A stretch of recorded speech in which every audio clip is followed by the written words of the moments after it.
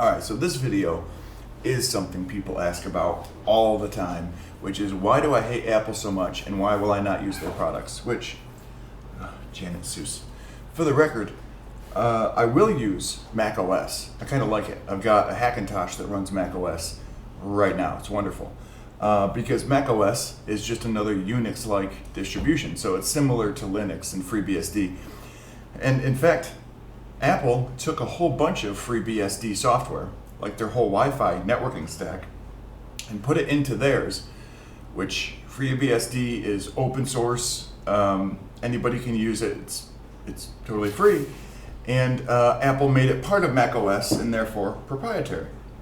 So aside from them stealing software from other people and basically doing the same thing that Linux can do, that any other company can do, let's get into some of the other crap. And let's look at this. So a lot of folks, I think, probably don't remember this. This article's from 2017.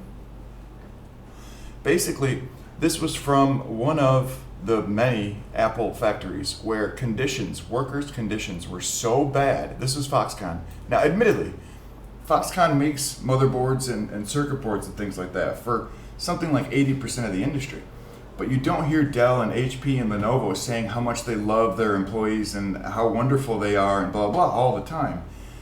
And yet Apple does. And the thing is, literally, they had to put, because there were so many suicides at this Foxconn factory where they primarily made Apple products, they had to put nets outside of the windows so that people, when they jumped out of this is their apartment, by the way, that they're given, a crappy dorm room, basically.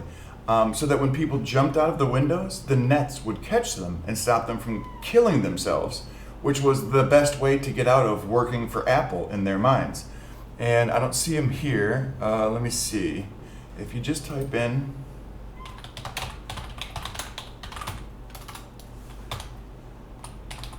if I could spell.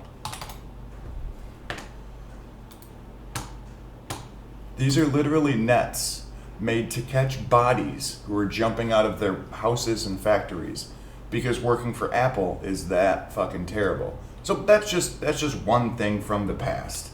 And apparently that seemed to work because people are just living in misery now rather than committing suicide, at least quite so much anyways.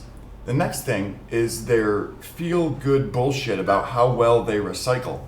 And if you guys recall, they came out with this robot thing where they said that we look at this, we even use robots to do our recycling for us because it's so wonderful or whatever. The thing is, those robots they have only contribute something like 0.2% of the recycling that they do, something like that.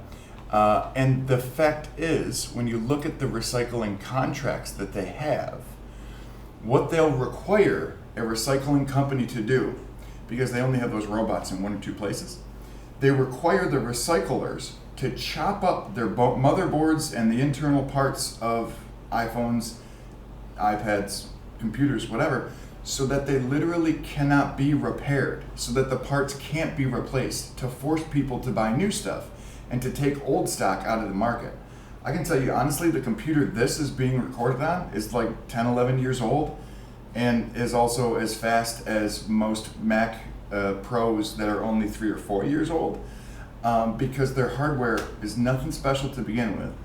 But like, that just goes to show how tight a control they have over the entire supply chain, and that they don't even want you reusing their product or reselling it or owning it for more than a year or two.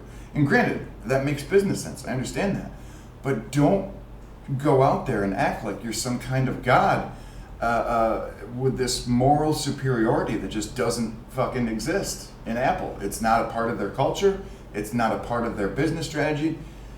All that feel-good bullshit is exactly that. It's bullshit meant to make you be willing to pay the premium that you pay for a product that's frankly not that great. Especially, at least now they have the M1 Mac thing, which is great for ARM processors, but still the bulk of the machines out there just use regular Intel chips, just regular plain old hardware, and then is glued together. Glue, by the way, is like the engineer's version of saying, fuck it, let's go get a beer, because their workmanship is just shit to begin with.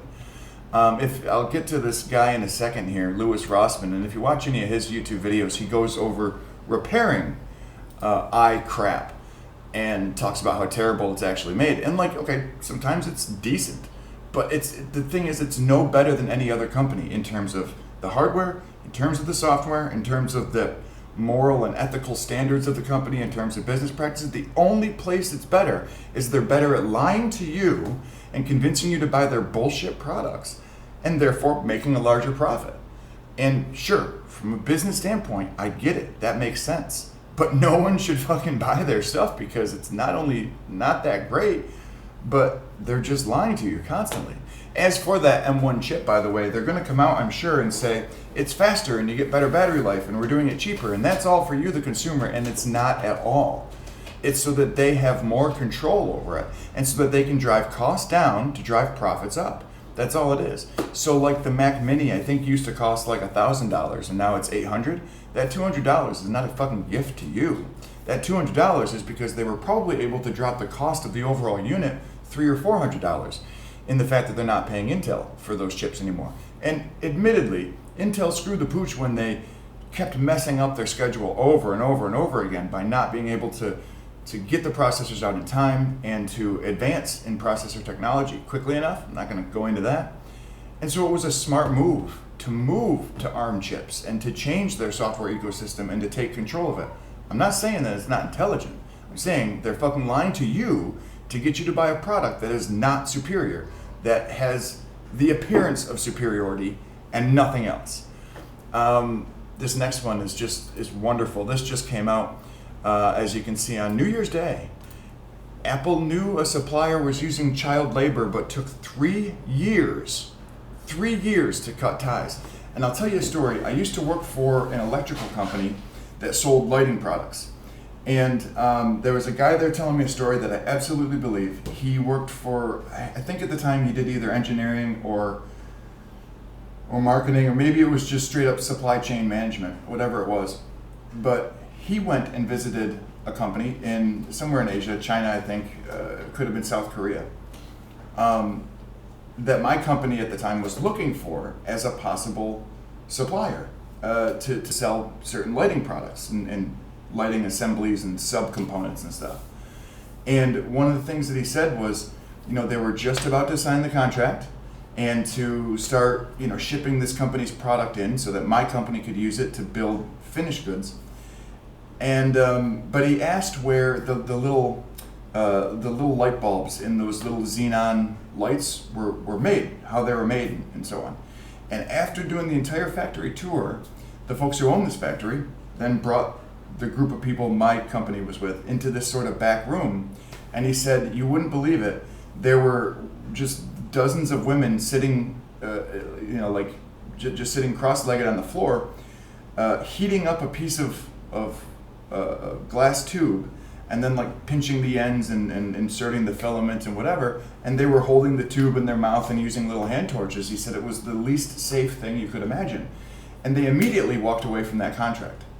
And the thing is, my point is, that the customer, not end user, but the customer buying these goods, buying these subcomponents, buying these parts, has absolute control over their supplier. They can get them to do whatever the fuck they want. They can end a contract like that. And Apple could have easily, had they actually had any moral fortitude whatsoever, could have easily said to this supplier, if you don't drop this right now, we're leaving you today, and could have done it legally without any concern for lawsuits or anything like that. But they don't give a shit. And I could even understand a situation like this, and you can read the headline, you can see the URL and whatever.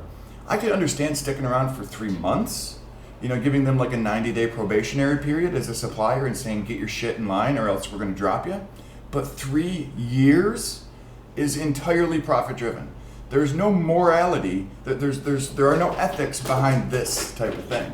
And that, Janet, knock it off. That is exactly what Apple is. And then finally, here's this other one. This guy, Louis Rossmann, I mentioned earlier, has a computer shop. He's a tiny independent computer shop in New York City. He does some really intricate work actually as well with the actual circuit board. So he'll take out a circuit board, and rather than replace the whole thing, he'll repair that circuit board. And he has had batteries that were like off-brand batteries that he was bringing into the country be seized by customs because Apple had told customs to do it, and essentially thrown out because they were counterfeit. But here's the problem. They were replacement parts. They were never claiming to be Apple parts. And any ones that were genuine Apple parts that were used. Again, this goes against Apple's whole recycling policy in those cases. But it would be like going and buying yourself a pickup truck. And when the tires wear out, you want to replace Bridgestones with Firestones, and having the FBI take them off of your truck by saying they're counterfeit. Both of them are tires. So you can't have the one, you must buy this one no matter what.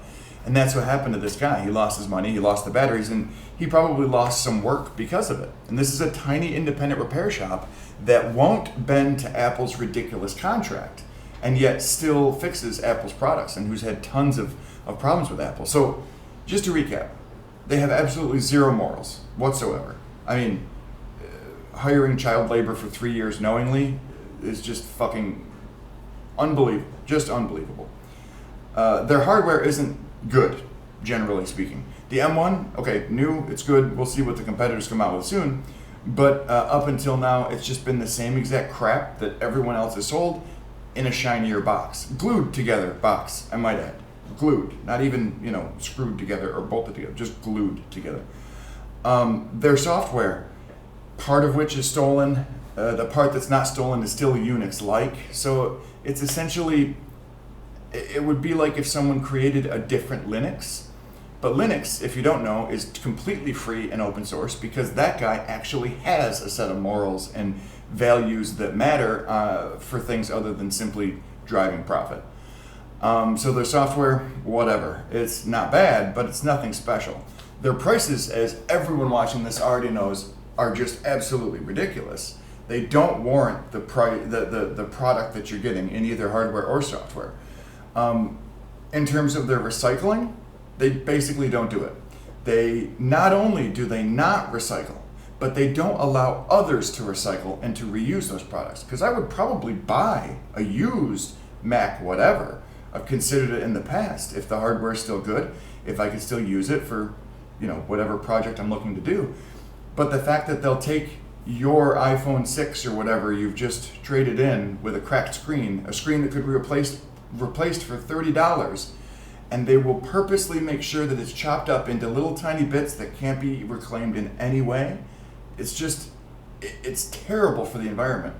And I don't know if you've ever seen places like this, but let me see if I can find one really quickly.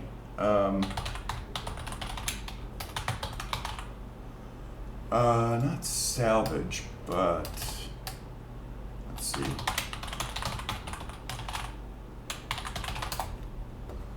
Let me see if I can find. Yeah. This is the type of thing that this causes. So this is what e-waste causes. And what happens is it typically goes to third world countries where they will strip it down as best they can, ruining all the land nearby. And when you can't recycle electronic waste, this is what it becomes. Now, to be clear, those products were completely recyclable to the point where there are companies, and there's one in Canada recently, who has taken Apple products that were supposed to, by contract, have been chopped up and thrown away. They rebuilt them with newer parts and they sold them. And Apple sued them because, of course, they did break their contract and they had legal grounds to sue, but they don't have moral grounds for anything whatsoever. It is hands down not the worst company in terms of finances, but one of the most destructive companies in the world in terms of, again, the environment, morals, ethics, simple human standards that we generally live by and try to teach our kids, and the whole foundation of religion, right? Apple's against all of that shit. If it's not money, they don't care. And it's your money that they want. And it's just so sad that so many people are still willing to spend so much money above the norm for subpar products when this is This is what you're getting right here. So anyways, that's all. Just a nice little 15-minute rant. Have a wonderful new year.